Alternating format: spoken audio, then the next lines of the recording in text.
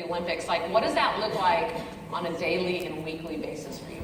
So I lean heavily on my trainers. I have, what do I have? Okay, I have and labels are limiting, and I hate labeling my trainers because they are so all-inclusive, but for this conversation, I will label. Okay, so I have my Pilates person who literally is a Jedi, who I work with her 3 times a week, once in the studio, once on the beach, and once either on the track or in my backyard. We do backyard workouts. And the goal with her is everything is therapeutic, everything is, Pilates mindset. I'm engaging my core, full body awareness, bless you. And I'm just, I'm working on the flow of myself. Twice a week I do fast twitch training, which is basically my lifting program. Tuesdays are more traditional Olympic lifting. Thursdays are more circuit training. I'm doing weird stuff that I'm like, oh my God, what the hell am I doing? And it's so humbling. Out of my comfort zone every day. I am now currently working with a mobility specialist. Most of my training, I'm not regressing. I should have been doing this the whole time, but I'm really looking at primal movement. And getting back to moving well, because I've had 6 shoulder surgeries for a reason. I have these compensations and these deficiencies, and I'm really working on creating more space in my body so that my limbs can be supported, and I'm working on creating more space in my upper thoracic and in my hips, because if your hips are good, you're good. And so that's a huge focus of mine, working on my feet, my hips, and my thoracic, and my neck as my 4 pillars of strength. So that's a huge, and it's the most tedious work, and I want to punch him in the face like every 5 minutes because there's so much accountability, but I love him. And then I'm on the court 5 days a week, training. So everything I do, there's a high level of accountability. I just show up. I don't want to think. I want to learn about my body, but I just kind of lean on my people. So I have preseason, in-season, and off-season. I do not understand the concept of peaking. I'm like, why the hell don't you just want to stay there and live there? But I do, I guess, mentally understand that there's a principle behind that. But preseason is about bulking up, clearly. And I'm in preseason now. I lost all my muscle after my surgeries. But I want to put on a lot of weight, a lot of muscle right now. And then because in season, that starts to fall off. And in season, it's about maintaining and just staying, down seam, springy. And off season, like I'm prioritizing primal movement, moving well. I'm prioritizing recovery. So ice baths and infrared saunas. My husband, we have that at home. Theragun. Are you guys familiar with Theragun and Hyperice and all these modalities? Mobility Wad. Are you guys familiar with him? The Supple Leopard. I have these experts that I look to, and the most important thing are habits and consistency. And so my mission is just to have more discipline, because as one of my favorite people said, with discipline comes freedom, and I want freedom in my life, I want autonomy in my life. So I'm well taken care of. You can articulate what I do way better than I, but functional training is hugely important, and I'm going after sustained excellence in my life. And I've had a great run, but I'm not done yet. And even when I do retire, I just want to keep going. Larry Hamilton, are you familiar with him? Big wave surfer, and his wife Gabrielle Reese. Those are my 2 of my inspirations in life, and they just keep going, and they keep going because they believe they can.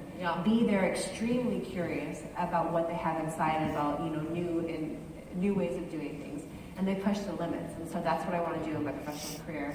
My life is mommy, and as I go. So she mentioned functional training, primal movement patterns, circuit training. I think that Keri would crush it at a CG workout. What do you guys think? Okay. When you're in town again, or in Dallas or Houston or San Antonio, or in any of our cities that we're in across America, you got to come check out a CG workout. I will. We, just to kind of do a shameless plug for myself, we are starting a professional beach volleyball tour.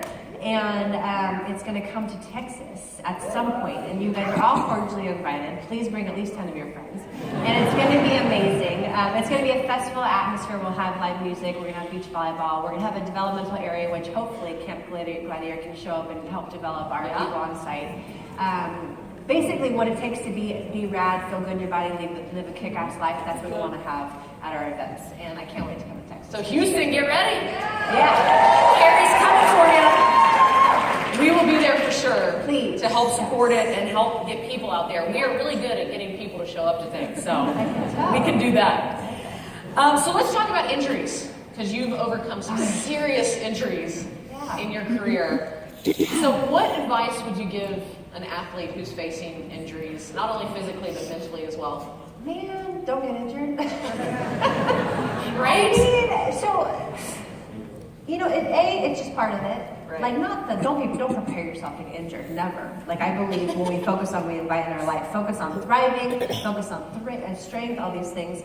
But it's gonna happen, and your mindset surrounding the injury is gonna dictate everything. Yeah. So if there's been a moment of devastation after every injury, like literally, crying, whatever it is, like you have these moments of weakness and vulnerability. And then to me, the hardest part is like before you get diagnosed and the what ifs and the gray area. I feel like every time I've known what's wrong, like, all right, let's go, let's get a plan, let's go. So to me, injuries, mindset is hugely important. The workarounds are hugely important, because if you're just gonna sit on your butt because you're injured, because you have a bum knee, bum shoulder, whatever it is, you're gonna be miserable. Yeah. You're gonna be stuck in that in-between, kind of feeling sorry for yourself space long. Right. So find workarounds. Be smart, but stay engaged in whatever way you can stay physical. To me, movement equals freedom, and it allows me just to be more sane. And so I think ultimately my recommendation to everyone, I just reached out to this little girl who blew her knee out, like, I think a day or two before state finals. And she was devastated. And I was just like, be proud of how far you brought your team. And B, there's opportunity here. You're going to add new tools to your toolkit because of this injury. You're not going to be so reliant on that part, so you're going to have to incorporate other things. Yeah. And it's a chance to reset, which is beautiful in life. Yeah. I love that you're into movement, even if you're injured. Yeah. And I know you said that your husband is like, if you haven't moved or exercised in a while, like, get out of the house and do something. It's kind of the same with Jeff. Like, if I haven't done exercise, he's like, go do it. And so I love that you have that itch in you. Yeah. No, I'm a nightmare. Every CG trainer in this room is just like that. Yeah.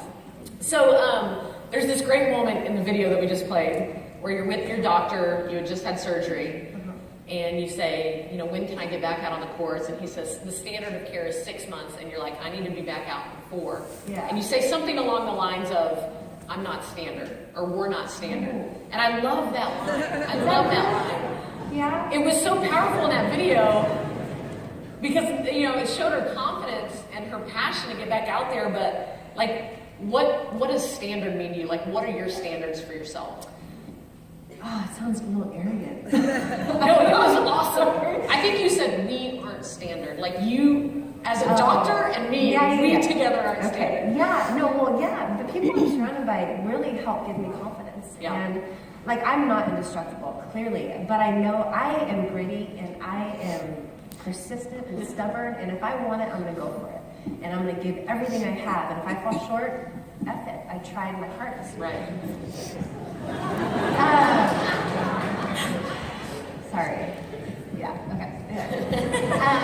So I don't know. I really believe that if you set your expectations high, you're going to reach them. Why be comfortable instead of here? And if you achieve it, awesome, but you're not where you could be. My parents were really big on accountability. They're very big about if you're doing something, you do it for a purpose and you do it to be the best you can be. And it was never about comparing myself. So I'm a big believer in high expectations and high standards, and my husband and I raised our kids that way, and they meet them.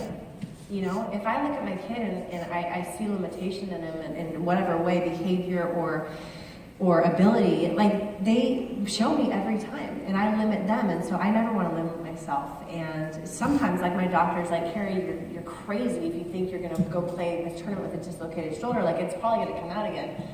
And then it's up to me to figure out what to do. But, the people I'm surrounded by help me a lot, and just my inner drive to be the best I can be. I lived a lot of my life comparing myself to other people, and I still find myself doing that sometimes, but when I realize that I'm going to be a failure from the outset if I keep comparing myself to Misty, to you, because I can't be you. I don't do things the way you do things.